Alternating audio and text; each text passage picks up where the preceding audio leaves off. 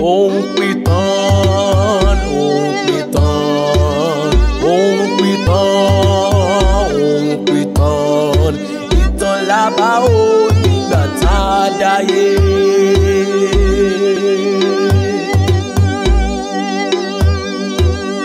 Àbá ìtàn àwọn ẹni mímọ́, àbá ìtàn àwọn ẹni àtàtà, àbá ìtàn àwọn akọni. Yẹ́nà bí Kaduna ilẹ̀ Yorùbá lélẹ̀ bá ṣọ́wọ́ everybody àbáyíyá yìí fẹ́ pàjẹ́ ni. Seriki tell them now. Seriki tell them now make dem comot for here. Yẹ́nà ilẹ̀ Yorùbá no be ilẹ̀ Hausa no be north. Ògún máa pàyà gbogbo yín ni. Àbá ìtàn àwọn ẹni mímọ́, àbá ìtàn àwọn ẹni àtàtà, àbá ìtàn àwọn akọni. Òun pìtàn òun pìtàn òun pìtàn òun pìtàn ìtàn làbá ó nígbà tá a dáyé.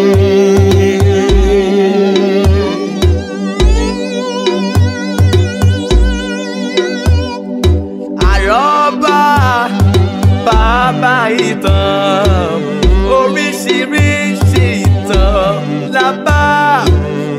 làbá ó nígbà tá a dáyé.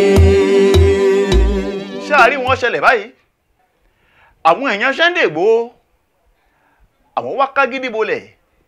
wọ́n láwọn ò ní gbà o. Ìgbòho òòṣà àwọn ò ní gbà. Àwọn tí àwọn Fúlàní tí wọ́n pa yìí ọmọ ìlú náà àwọn ọjà ìjà yìí àwọn ọjà níbi tó lápẹẹrẹ. Ohun tí ó yẹ kí gọ́ọ̀mẹ̀ntì ṣe gọ́ọ̀mẹ̀ntì Nàìjíríà kó wọ́n ṣe ń sìn kí gbogbo ẹni fi lọlẹ̀ òun ní Sunday Igboho wá ṣe ń sìn. Fúlàní tèmi mọ̀ nígbà kan wọn kì í lò bọ́n àkàwọn kún ẹni tó lò bọ́n tó bá tẹ̀ máa rí ìbọn lọ́wọ́ Fúlàní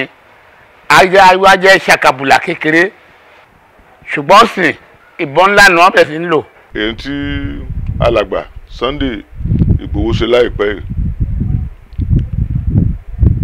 kò dára tó gẹ́gẹ́ bí èrò tèmi torí tí gbogbo abáníká máa ṣe wàhálà ká tó gbàǹtàgbà kò ní dáa. Ẹ wo àbọ̀ ìdè ti EndSARS ẹ wo tó dálẹ̀ lórílẹ̀‐èdè Nàìjíríà ọ̀dà kòkòrò tó tún pọ̀ sí. Èrò tèmi ni wípé kíjọba wọn mọ̀ ní sùúrù dìgbà tá a bá ń pariwo tàbí tá a bá ń dárúgbòdò yàn sílẹ̀ kó sẹ̀ mọ̀ gbogbo àwọn ọlọ́pàá tẹ́ni kọ́ máa wá Sunday Igboho káàkiri yẹn ká ní wọ́n ti dà sádùúgbò yẹn tẹ́lẹ̀tẹ́lẹ̀ wọ́n ti káwọ́ Fúlàní àbí ṣé bó ṣe yẹ kí ìlú máa ṣe nìyẹn kò rí bẹ́ẹ̀ a ti bẹ̀rẹ̀ sí gbẹ̀san náà nìyẹn tó túmọ̀ sí pé mo mọ̀ pé àwọn Fúlàní kọ́ lọ máa lọ súnlé Sunday Igboho bóyá àwọn kan ti ń jẹ lára tí Sunday Igboho ń bá wí tínú wọn ò dùn bóyá ń gbà sọ̀kálẹ̀ lára àwọn ọ̀daràn bóyá àwọn ló máa lọ ṣiṣẹ́ játijàti yẹn àwa ara wa náà là ń ṣera wa so kò sí yẹ kí a máa ṣerú nǹkan bẹ́ẹ̀ pé adìẹ dà mí lóògùn nù máa fọ́ lẹ́yìn lójú tèmi o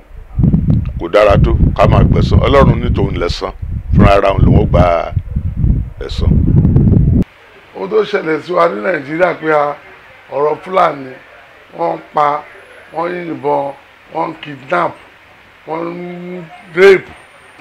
Ẹ wo èèyàn kan tó jẹ́ èèyàn àtàtà tó jẹ́ ọmọ Yorùbá tó wà wù pé ìyá yìí pọ̀ ẹ̀gbìn yìí pọ̀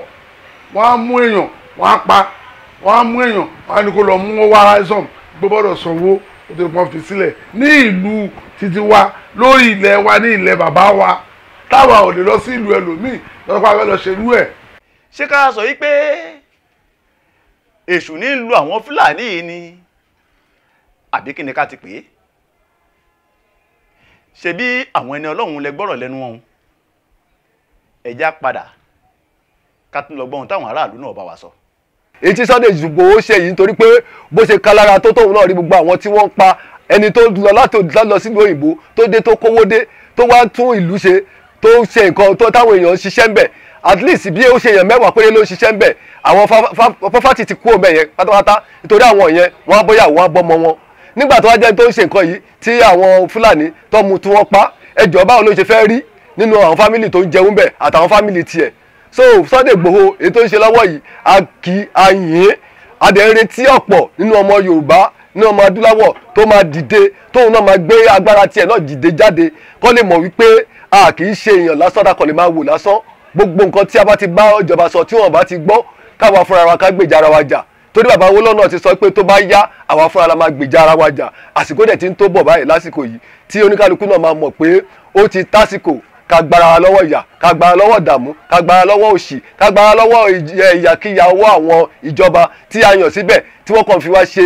tàǹfàlà tó ń fi kú pa wá ní kọ̀ọ̀kan tí wọ́n jẹ́ ká ṣe àṣeyọrí gbogbo nǹkan tá à ń dáwọ́lé. ẹ̀yin ẹ wo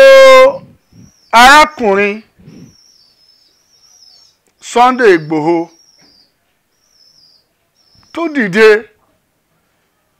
ó dẹ̀ sọ̀rọ̀ jáde ìgbésẹ̀ tó yẹ kó gbé ìjọba ní yẹ kó gbé o láì síjà ó dẹ̀ lọ bá wọn ó náà ń fún wọn lọ́jọ́ báyìí kán fi kó kúrò àwọn pípù náà wọ́n dẹ̀ kúrò gẹ́gẹ́ bí ó ṣe sọ láì gbọ́wọ́ ọjà láì gbọ́wọ́ ìta nígbà tó di pé Sunday Igboho gbégbésẹ̀ yìí táwọn èèyàn yìí táwọn náà gbégbésẹ̀ tán tẹ̀lé ọ̀rọ̀ ẹ̀ àsẹ̀yìnwá àsẹ̀yìnbọ̀ ń ṣe náà lọ dáná sunlé ẹ̀ irú iṣẹ́ burúkú yìí ń bo náà mọ̀ tó ti wá tó jẹ́ pé lásìkò yìí tó gbégbésẹ̀ pòun jà fún wa nínú tó yẹ kí gbogbo ẹ̀ dìde ká jà tóun nìkan ṣe tẹ̀dẹ̀ padà lọ tẹ̀lé dáná sunlé ẹ̀ gbogbo ẹ̀yin aṣebi gbogbo ẹ̀yin amóòkùn ṣe jàǹbá bọ́ba yìí ò rí Elédùà ń mọ̀ yín Elédùà ń lórí yín o kò dẹ̀ sí wà tó ní kálukú wù tí ò nẹ́sàn ẹ̀san burúkú ẹ jẹ́ ká ṣọ́ra kó má ké lórí àwọn ọmọ wa ẹ̀san burúkú kò ní ké lórí ọmọ wa o. ìgbà tẹ́yìn o èyí tó ẹjọ́ lórí wa tẹ ẹ̀ ṣòótọ́ ọmọ bíbí ilẹ̀ adúláwọ̀ tó ní pọ́npá ọmọ ilẹ̀ adúláwọ̀ ó wá dìde ìyẹn tá à ń pè ní Sunday Igboho kí Elédùmarè kó bá wa dẹ́mi ẹ̀ sí káwọn ọ̀kànlénígba orúmọlẹ̀ kó bá wa dẹ́mi ẹ̀ sí kó má jẹ́ kúkú fọ́tayọ̀ Sunday Igboho tó ṣe yẹn ṣé kò dáa ni ìgbà tẹ́yìn bá sọ pé òkè o ẹ̀yin tẹ́jẹ́ bàbá rẹ̀ ti lórúkọ lè jàfẹ́tọ̀ wa ọmọ kékeré ní jíjí ẹ̀ ó jì láti gbèjà Yorùbá ṣé kò tó ṣe yóò tún dáa ṣé kò dáa tó ẹ tún ṣe tán ẹ gbógun dìde ẹ tún lọ tí iná bọlé ẹ gbogbo ẹni tó tí iná bọlé Sunday Igboho ní fọwọ́ rọrí kú o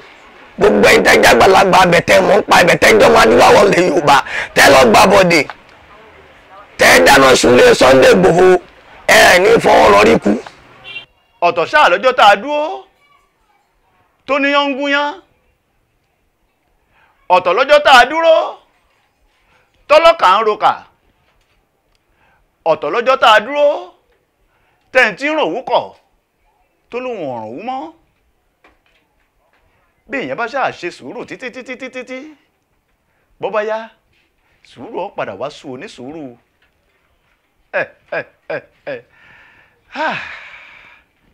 Olódùmarè àti ẹ̀gbọ́ wípé Sunday Igboho òòṣà agbọ́pọ̀ ń bọ̀ wá gbé látòkè lọ́hùn ẹ̀rí ẹjá ṣe sùúrù fúnra wa o ẹjá máa ṣe sùúrù fúnra wa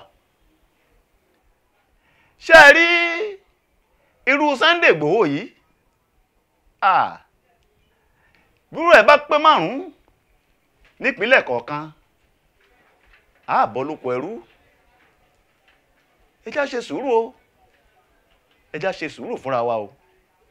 ìlú lè yọ wá lóko ẹrú. lójúbọ òòṣà àwọn nǹkan bíi kóòkì. òǹpìtàn ọ̀rọ̀ balẹ̀ ó dìtàn láìsí ìṣẹ̀lẹ̀ kò sí ohun tí a máa pè ní ìtàn bọ́mọdé ò bá tàn á bá àrọ́bá ní bàbá ìtàn ọgbọ́n ló gbogbo fi ń kọ́ ni ìtàn àṣà àti ìṣe wa ó ṣe pàtàkì kí a mọ̀ ọpẹ́ lọ́wọ́ OAB production tí wọ́n ṣe àgbékalẹ̀ ètò òǹpìtàn láti máa dá wa lẹ́kọ̀ọ́ nípa ìṣẹ̀lẹ̀ mánigbàgbé tí ẹ̀yin bá fẹ́ kí a mọ̀ nípa ìtàn ìlú yín ìtàn àdúgbò yín àwọn akọni ẹ̀dá tàbí ẹ fẹ́ máa fún wa ní ẹ̀bùn lábára ìbéèrè àti ìfẹ̀bùtọrẹ pẹ̀lú ìpolówó ọjà yín lórí ètò òǹpìtàn ẹ pè Abíọ́dún Adékìtàn bàbá òǹpìtàn sí ojú òpó 080-591-86128 080-591-86128 òǹpìtàn kò ṣeé má gbọ́ ni.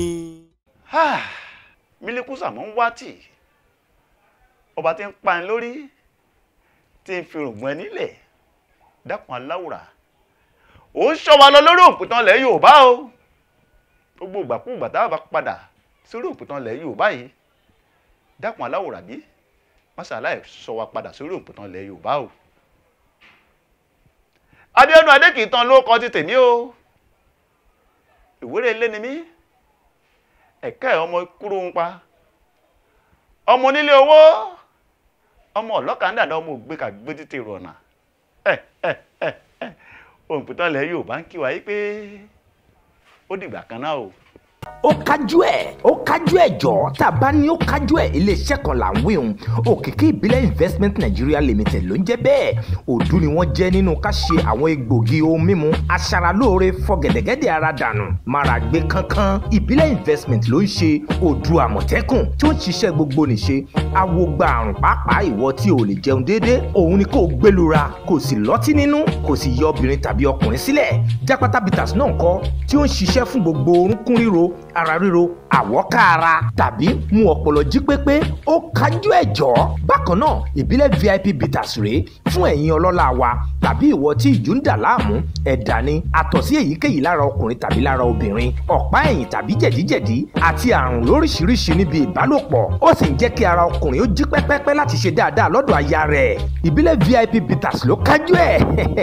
ẹ má wàá gbàgbé ògógóró Ìbílẹ̀ Àmọ̀tẹ́kùn láti máa fi ṣe fàájì ara lóde àríyá ni tàbí níbi ìgbéyàwó àti ìsọmọlórúkọ ní gbogbo ibi tí àwọn àgbààgbà bá ti ń wúre ògógóró ìbílẹ̀ ní kí ẹ máa lò ó kájú ẹ̀. ẹ lè kàn sí iléeṣẹ́ wọn tí ó wà ní nọ́mbà 5 ọlọ́mọ ládàpọ̀ street àgùrágbẹ̀rígbẹ̀ ní ìlú ìkòròdú ẹ̀rọ ìbánisọ̀rọ̀ wọn ní 08120824059 tàbí 08188652020 ẹ tún lè tọ̀ àwọn alágbàtà wọn lọ tí ó wà ní ìtòsí yín ọ̀dọ̀ ìyá àánú ní òkè àárín ní ìlú èkó ìdúmọ̀tà tàbí ní ọ̀dọ̀ aṣáde nínú ọjà ojúwòye àti ní ọ̀dọ̀ ìyá blessing ní dàda ìyálóde ọjà ojúwòye Mùṣín Òkìkí Ìbílẹ̀ Investment Limited àwọn ló kájú ẹ̀. ìbẹ̀rẹ̀ afẹ́ ayé lórí mọ́tò ló ti bẹ̀rẹ̀. Samboye Dam Motors Nigeria Limited ìwọ tí ò ń fẹ́ láti ra ọkọ̀ tí yóò fi ọ́ lọ́kàn balẹ̀ fún iṣẹ́ ni tàbí lílò tara ẹni tètè kàn sí Samboye Dam Motors Nigeria Limited wọ́n wà ní 136 Agege Motor Road Baba Olóòṣà Mùṣín tàbí nọ́mbà 9 Adédọjà Street Mùṣín Lagos ẹ pè wọ́n sórí àwọn ẹ̀rọ ìbánisọ̀rọ̀ yìí 07058097288 tàbí 08127693860 American Direct làwọn ọkọ̀ tí wọ́n ń tà tètè yára wá ra tirẹ̀. ẹ̀yin ará ìlú o Chief Ifáṣọlá Ifágbèmí Àkànmú àkọ́dá onífá ìlú Mùṣín ààrẹ onífá of Ìtòkò akérògùn ìjọ Ifákáyéjọ a fi òtítọ́ ayé hàn worldwide. wọ́n ń pe gbogbo ẹ̀yin tí ọkọ ọ̀run bá ń yọ lẹ́nu tàbí àìrọ́mọbí kí ẹ tètè máa bọ̀ wá láti wá gba ìtúsílẹ̀ lọ́wọ́ ọkọ ọ̀run tàbí àìrọ́mọbí. ayé ò mà ní ṣe wá o ẹ lè pè wọ́n sórí ẹ̀rọ ìbánisọ̀rọ̀ yìí 08033895497 lẹ́ẹ̀kan sí 08033895497 tàbí kí ẹ máa bọ̀ ní olú iléeṣẹ́ wọn tí ó wà ní nọ́mbà 37 ẹbí péjú makogi magboro mòwe ìbàfọ̀ expressway àti nọ́mbà 1 Mùṣín òtítọ́lójú street. fún ìbéèrè ìtọ́nisọ́nà ẹ tètè máa bọ̀ wá ọkọ ọ̀run ń yọ mí lẹ́nu ni àìrọ́mọbí ń yọ mí lẹ́nu ni ó ti dàbí ẹ̀yìn tẹ́gùn fiṣọ ẹ máa bọ̀ wá bàbá wa Chief Ìfáṣọlá Àkànmú ló ní ẹ lọ fọkànbalẹ̀. Mo kí gbogbo etí tó ń gbọ́ mi pé ẹ kú etí ìgbọ́. Ilé-iṣẹ́ Master Samcool Engineering Company àǹfààní ńlá bàǹtàbàǹtà òun náà ni wọ́n ní kí n mú wá fún yín nípa pé wọn ò fẹ́ kí ẹnikẹ́ni máa sọ pé kò síṣẹ́ lọ́wọ́ àwọn àbáwọn ò ríṣẹ́ ṣe àbí ẹni tó ti níṣẹ́ lọ́wọ́ tẹ́lẹ̀ àǹfààní rèé láti tún ní iṣẹ́ mọ́ iṣẹ́. Ilé-iṣẹ́ Master Samcool Engineering Company wọ́n jẹ́ ọ̀kan gbòógì ilé-iṣẹ́ tí wọ́n ń ṣe ice block machine lọ́lọ́kan òjọ̀kan tó jẹ́ pé tí wọ́n bá yín ṣe ẹ mọ̀ pé lóòótọ́ àti òdodo ilé-iṣẹ́ wọn wọ́n tó gbangba sùn lọ́yẹ́ torí pé iṣẹ́ tọ́lọ́wọ́n bá mi Elédùmarè tó fi rán wọn ni láti máa ṣe ice block machine àti ọ̀pọ̀lọpọ̀ machine lọ́lọ́kùnrin jọ̀kan. bẹ́ẹ̀ ni àwọn machine wọn kì í jẹná rárá bí ti wò mọ́. bákan náà wọ́n ń ṣe cold room wọ́n ń ṣe chillers refrigerator pẹ̀lú air conditioner iṣẹ́ wọn náà tún ni láti ṣe any cooling system pátápátá òun ni wọ́n ń ṣe. fún àǹfààní ẹ̀yin tẹ́ fẹ́ bá wọn dòwò pọ̀ ẹ lè kàn sí wọn ní head office wọn tó wà ní Abẹ́òkúta express road Ajégúnlẹ̀ bus stop lẹ́gbẹ̀ẹ́ Bravo filling station nítòsí tó gate ní Sango. wọ́n tún wà ní 933 Abẹ́òkúta expressway Alákòókò bus stop nílùú Èkó. ẹ láǹfààní láti pè wọ́n sórí ẹ̀rọ ìbánisọ̀rọ̀ wọn yìí 08066303532 àti 08129110989. Ímeèlì wọn ní Master Samcool Engineering Company mastersamcool2017@gmail.com. ọ̀gá ni master bẹ́ẹ̀ ni àwọn la ṣíwájú òdodo Master Samcool Engineering Company. tó bá jẹ́ ti ká ṣe kúlì machine lọ́lọ́kan òjọ̀kan Master Samcool náà ní kẹ́ máa bọ̀ wá. bẹ́ẹ̀ bá bá wọn dòwò pọ̀ aráyé ò ṣọpẹ́. ayé ò tán lọ bí ọ̀pá ìbọn kò ṣe é dúró wò ní wọ́n máa ń sọ. kò sẹ́ni tó lè wẹ̀kùn ayé já ogun ayé yìí ò ẹ rọra. bí o ṣe yan ẹnìkan ò lè ṣe mí ọ̀rọ̀ ayé kúrò ní báyẹn ọlọ́wọ́ kan kọ̀rọ̀ tẹ́rí yẹn o ohun oorun ẹni tí ó fi kọ́ ni ogun láyé yìí ò ẹ fúnra o.